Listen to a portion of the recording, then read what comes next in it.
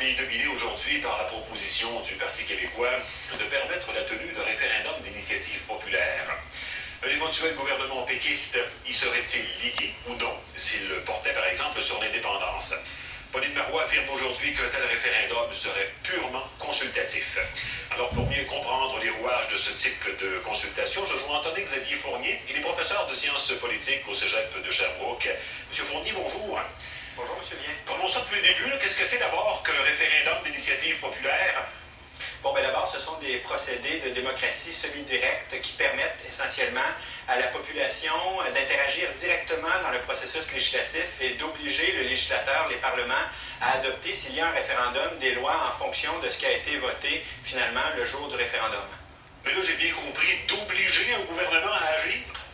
Bon, voilà, dans des États comme aux États-Unis, en Californie, en Arkansas ou encore dans certains pays comme la Suisse, effectivement, les référendums d'initiative populaire des démocraties semi-directes comme celle-là obligent effectivement les parlements automatiquement à adopter des lois à ce moment, du moment où la population s'est prononcée par voie référendaire. Mais ça peut donner lieu à toutes sortes d'abus, on en convient. On voit ce qui se passe par exemple en Californie où le gouverneur Schwarzenegger à l'époque avait toutes sortes de difficultés à contrôler son budget compte tenu de ces référendums. Oui, tout à fait. Ça peut donner lieu à certains abus, mais je pense que ce qu'il y a de plus important encore, M. Vien, c'est que, en général, les référendums d'initiative populaire, en ce qui nous concerne, c'est peu compatible avec les régimes d'inspiration britannique. Pourquoi? Parce que dans les régimes d'inspiration britannique, les citoyens ne peuvent pas contraindre eux-mêmes les parlementaires à adopter une loi. Seul le Parlement et les élus au Parlement peuvent adopter des lois qui sont ensuite adoptées par la couronne. C'est le principe de la suprématie du Parlement et de la monarchie constitutionnelle. Donc, en ce sens-là, il y a un premier écueil. Et d'ailleurs, il y a une province au Canada, au début du siècle, le Manitoba, qui avait tenté d'adopter des référendums, qui avait tenté d'adopter une loi sur les référendums d'initiative populaire. Et à l'époque, en 1919, elle avait été jugée incompatible par le Conseil privé de Londres, qui faisait office à l'époque de Cour suprême. Mais partant là, Mme Marois aurait raison de vouloir se garder toute la marge de manœuvre voulue et d'affirmer que c'est à l'Assemblée nationale de décider de donner suite ou pas à un référendum d'initiative populaire? Tout à fait, M. Vien. Dans le droit constitutionnel canadien, c'est le principe de la suprématie du Parlement. Le Parlement aura toujours un droit de veto en bout de piste, peu importe le nombre de signatures imposées au registre et peu importe le résultat de ce référendum. Il appartiendra, parce qu'ici on est dans un processus de référendum consultatif, il appartiendra toujours constitutionnellement au gouvernement d'interpréter la moralité et la valeur du référendum en question. Mais en supposant, par exemple, que le Parti québécois forme le prochain gouvernement, est-ce qu'il pourrait se doter effectivement d'une loi qui ferait en sorte que le référendum soit liant s'il le voulait? Non, je pense que ce serait inconstitutionnel. Je pense que ce serait inconstitutionnel qu'un référendum soit liant parce que la suprématie du Parlement édicte justement que les parlements, dans la tradition parlementaire britannique, ne peuvent pas être liés pour l'avenir. Donc là, à ce sens-là, je pense que ce serait impossible. Par contre, si on adopte une loi de référendum d'initiative populaire dans laquelle on a un minimum de signatures et qu'on a 800, 900 000 ou 1 million de signatures, je pense que le gouvernement va être obligé de faire une loi. Est-ce qu'ensuite, il sera obligé, comme en Suisse et comme dans certains États américains, pardonnez-moi, de donner suite au référendum et à la volonté populaire? Ça, c'est une autre question et ça me surprendrait énormément. Mais pourtant, M. Fournier, des référendums d'initiative populaire, enfin, au moins un référendum d'initiative populaire s'est tenu ici même au pays, en Colombie-Britannique, et le gouvernement a été lié par le résultat, non? C'était au sujet de l'harmonisation de la taxe de vente. Tout à fait, mais de mon point de vue, en bout de piste, M. Vien, il faudrait vérifier probablement que c'est le Parlement qui a adopté la loi. Et probablement que la loi n'a pas été immédiatement adoptée une fois le référendum tenu et les résultats du référendum connus. Probablement qu'on a dû suivre des processus législatifs normaux pour ensuite adopter la loi.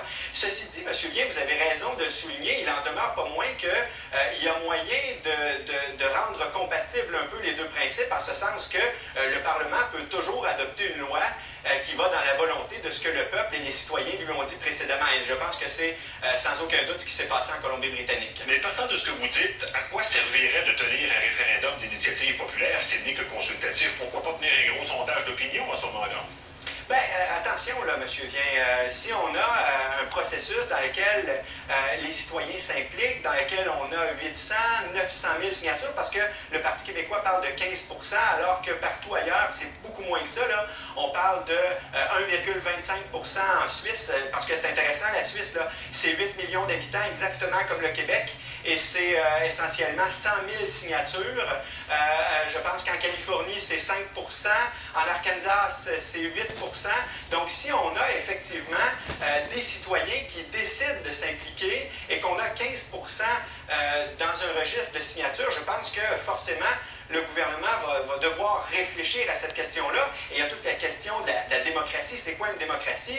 Une démocratie, c'est pas simplement un système représentatif. Je pense que c'est aussi un système délibératif à l'intérieur desquels les référendums d'initiative populaire pourraient avoir leur place. Et d'ailleurs, on parle beaucoup des référendums sur la question nationale, sur la sécession ou sur l'indépendance, mais avec une telle loi, il serait probablement possible de tenir des référendums sur beaucoup d'autres questions qui touchent les Québécois. On peut passer au gaz de schiste, on peut passer au développement du Nord minier québécois et à d'autres sujets qui préoccupent les Québécois. Ça, c'est un autre élément. Il faut peut-être sortir un peu ce qu'on appelle les référendums d'initiative populaire de la question nationale. De fait, oui, il faut bien les baliser. Mais en tout cas, merci d'avoir été là. Ça jette un éclairage nouveau, je pense, sur le débat qui se tient aujourd'hui un peu partout à la grandeur du Québec. Merci beaucoup, M. Fournier. C'est moi qui vous remercie, M. Vien. Bonne journée. Voilà, c'est nos sujets d'aujourd'hui. Juste avant de commencer, Benoît, je ne sais pas si vous avez vu la nouvelle, juste tout à l'heure, Lise Thibault, l'ex-lieutenant-gouverneur du Québec, qui est accusée, vous le savez, devant les tribunaux. Elle demande l'annulation du procès et elle invoque l'immunité royale. Je veux juste vous entendre réagir à ça. Elle ne l'a pas fait avant. Elle le demande là.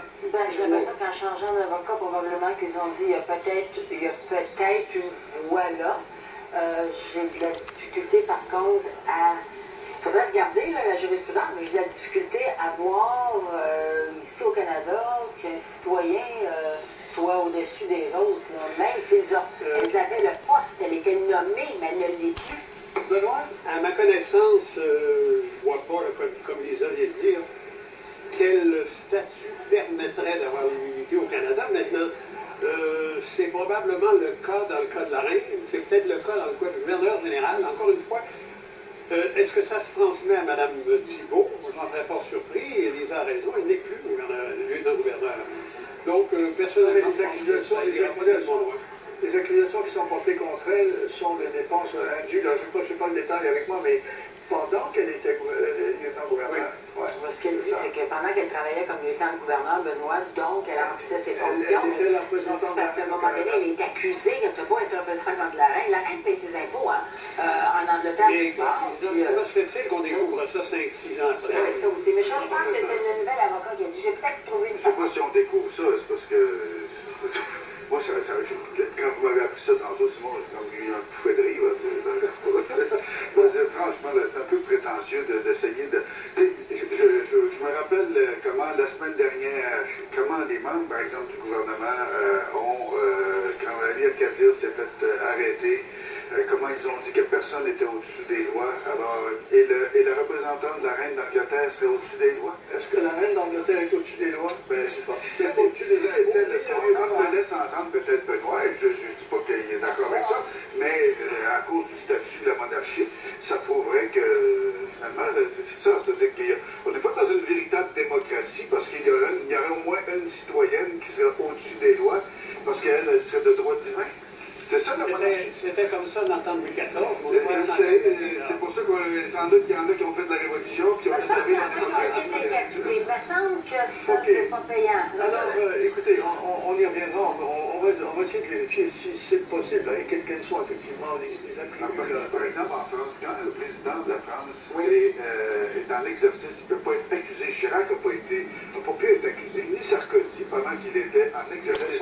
Mais ils le sont après. Et donc, Mme Thibault, elle avait été accusée pendant son exercice, en fait, pendant son mandat. Est-ce qu'on aurait pu l'accuser à ce moment-là? Ça, c'est une autre question. Mais maintenant qu'elle est après, même si c'est pour des faits ou des gestes qui auraient été posés pendant l'exercice,